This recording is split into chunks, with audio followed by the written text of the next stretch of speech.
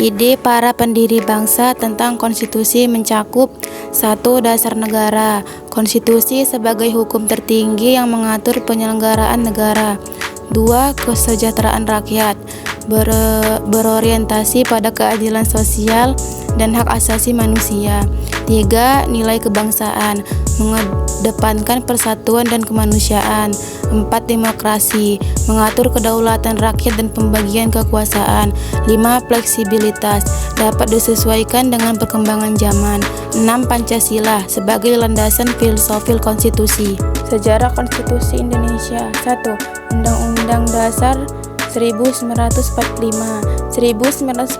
sampai 1949 disahkan sebagai konstitusi pertama setelah kemerdekaan. 2. Konstitusi RIS atau 1949 sampai 1950. Indonesia berbentuk negara serikat dengan konstitusi baru.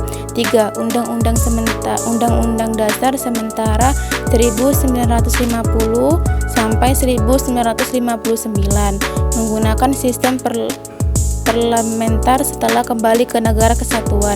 4. Kembali ke Undang-Undang Dasar 1945 atau 1959 sampai 1998 melalui Dekret Presiden 1959.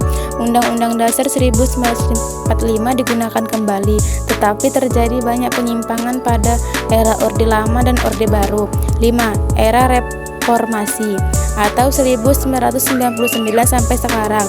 Undang-Undang 1945 diamandemen 4 kali atau 1999 sampai 2002 untuk memperbaiki demokrasi, membatasi kekuasaan, dan menegakkan hak asasi manusia. Dinamika perkembangan konstitusi Indonesia mencakup 1. Undang-Undang Dasar 1945 atau 1945 sampai 1949. Konstitusi pertama yang disahkan bersifat sementara dengan sistem presidensial.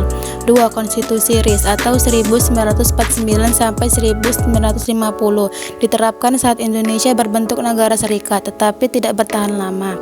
3. Undang-Undang Dasar sementara 1950 atau 1950 sampai 1959 mengadopsi sistem parlementer setelah kembali ke negara kesatuan, namun mengalami instabilitas politik.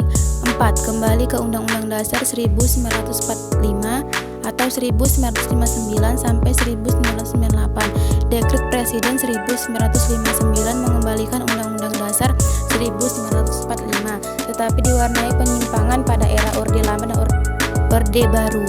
5. Era Reformasi atau 1999 sampai sekarang. Undang-Undang Dasar 1945 diamandemen 4 kali untuk memperbaiki demokrasi, membatasi kekuasaan, dan memperkuat hak asasi manusia.